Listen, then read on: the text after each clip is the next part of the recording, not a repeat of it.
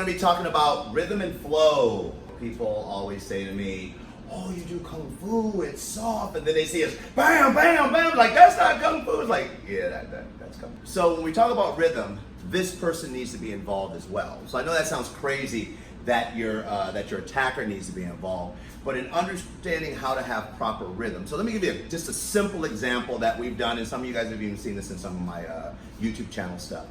I go 1, and I pull him in to my elbow. So the rhythmic flow of that is really, really important. I can't do it this way. I can't go 1, 2, right? There has to be a rhythmic flow. So, and see, please add into this. So one of the things I would do, I would go 1, 2, and if this is like the tiger claw motion, boom, boom, boom. Much like when we converse, there's a certain rhythm per. We don't want to talk like this because it's too monotone, brother. Anyways, so when we speak, we try to be eloquent. We try to be at least sounding like we know what we're talking about. So, thus, we take that and make it to the language of motion, which is rhythm and flow and San Sao. Also, you don't need to be a great dancer to have great Kung Fu rhythm. Yeah, you do. You have to be a great dancer. You know, so that's where the rehearsal effect comes in. So one of the things that we often talk about is how do you talk to someone? You know, that's a great way to find your rhythm. I mean, if you talk to different people, go out and do this today. Talk to different people, you'll see that everyone has a different cadence and rhythm to the way they talk.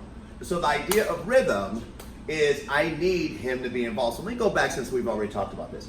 So if he goes back and I come down, his body, the way his body moves also allows me to move a specific way. So one of the things I like about rhythm is I don't need to be faster than him, right?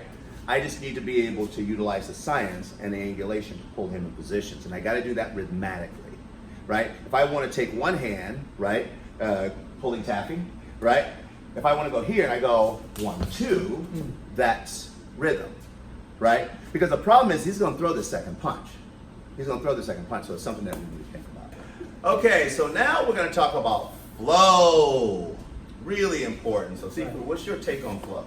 Flow, right? In San Sao, flow goes, it's with the movement from what are you going to do after, right? So, 1, 2, that's your application. Now, flow comes from what you're going to do after.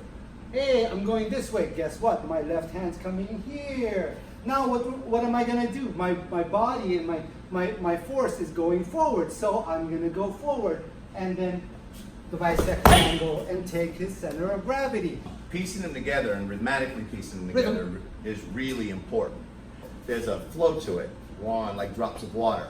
Like 1, 2, booms. Everything moves together. People go 1, 2, 3, right? And maybe that's part of the movement.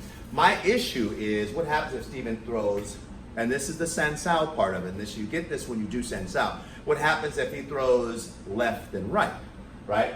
Then most people get stuck here.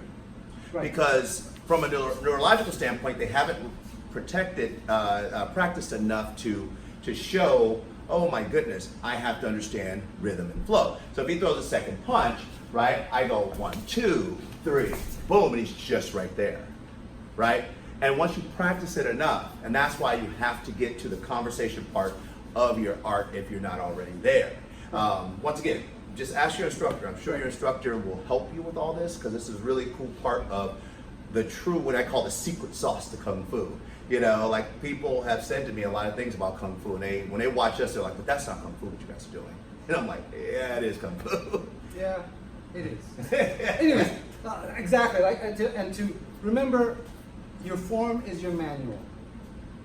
Okay, you have to take that manual and you have to read it, and then you need your instructor to help you with that. If you're on your own, you can ask us. But go ahead. Oh, see, well, that also brings up another point. A lot of people contact me and say, but I don't have anyone to work out with. You know, here's one of the things, and Sifu, add in on this. You have to find a workout partner.